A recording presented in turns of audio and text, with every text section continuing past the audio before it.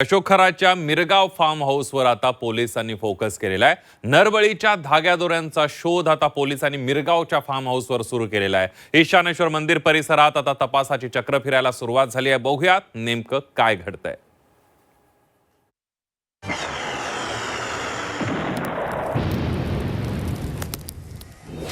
अजितदारांच्या अपघाताचं नरबळी कनेक्शन।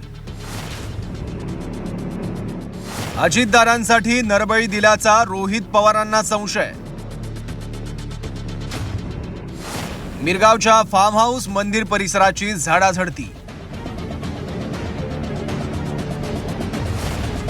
अशोक खरातनं नरबळी देण्यासाठी पिस्तुलाचा वापर केल्याचा पोलिसांना संशय।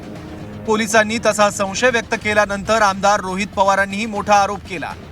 अजित पवारांच्या विमान अपघाताचा आणि नरबळीचं काही कनेक्शन असल्याचा रोहित पवारांनी संशय व्यक्त केलाय।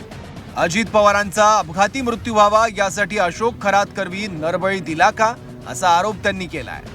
काही लोकांशी बोलल्यानंतर त्यांचं असं मत येतं की नरबळी तेव्हा दिला जातो जेव्हा पुढचा व्यक्ती जो आहे, जो कुणी असेल, जो पॉवरफुल आहे, त्या व्यक्तीची जागा आपल्याला जेव्हा घ्यायची असते तेव्हा नरबळी दिला जातो, असं काही लोकांचं तिथं मत आहे। आता मला तो विषय कळत नाही, पण असं आता चर्चेत त्या ठिकाणी यायला लागले। त्यामुळे नरबळी दिला कुणी, कोणासाठी दिला गेला, त्याच्या मागे काय होतं का, आणि मग तसं जर बघायचं झालं तर दादांच्या ॲक्सिडेंटपर्यंत हा विषय येतो का, हे सगळं त्या ठिकाणी बघावं लागेल। नाशिक पोलिसांनी कोर्टात हे सांगितल्यावर पोलीस लगेचच ॲक्शन मोडमध्ये आल्याचं दिसलं। मंगळवारी रात्रीच पोलिसांच्या एका पथकानं मिरगावच्या ईशानेश्वर मंदिर परिसराची झाडाझडती घेतली। इतकंच नाही तर मंदिराला लागून असलेल्या खराच्या फार्म हाऊस आणि अमराईचा परिसर सुद्धा पिंजून काढलाय। या फार्म हाऊसच्या परिसरामध्ये अमराई आहे आणि या अमराईमध्ये जाण्यासाठी जागा देखील नाहीये, म्हणून मात्र या ठिकाणचा संशय पोलिसांना आहे। मात्र काल रात्री पोलिसांनी या ठिकाणी पंचनामा देखील केलाय, या ठिकाणची पाहणी देखील केली आहे आणि मिरगावच्या या फार्म हाऊसवर या आरोपी बंधू खरातला पोलीस आणणार का, असा देखील आता प्रश्न उपस्थित होतो आहे। मिरगावच्या या ईशानेश्वर मंदिराजवळच्या अमराईत अशोक खराच्या अनेक अघोरी पूजा चालायच्या, असं स्थानिक सांगू लागले। या मंदिर परिसरात कुणालाही सहज घुसता येऊ नये म्हणून तारेचं उंच कंपाऊंड उभारण्यात आलं।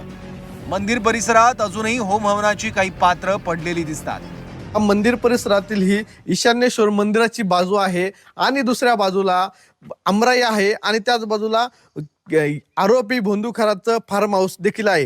ही अमराईला संपूर्ण परिसरामध्ये बाजूने तार कंपाऊंड जे आहे ते करण्यात आलेलं आहे। आतमध्ये कोणीही जाऊ शकत नाही आणि या ठिकाणी आपण दृश्यामध्ये बघू शकतो होम हवन करण्यासाठी लागणारं साहित्य आहे किंवा लोखंडी मटेरियल जे म्हणू शकतो आपण ते आहे। या ठिकाणी बंधू अशोक खरात अघोरी पूजा देखील करत असल्याची देखील माहिती जी आहे ती समोर आलेली आहे। अशोक खरातनं नरबळी दिल्याचा पोलिसांना संशय आहे। त्याचे काही ठोस पुरावे सापडल्यास खरातच्या अडचणी आणखी वाढण्याची शक्यता आहे। अशोक खरातनं नरबळी दिल्याची माहिती समोर आली तर ते नरबळी कुणासाठी दिले, कशासाठी दिले आणि कोणाचे दिले याची उत्तरं सुद्धा अशोक खरातला द्यावी लागणार आहे। कुणाल जमदाडे, झी 24 तास, सिन्नर।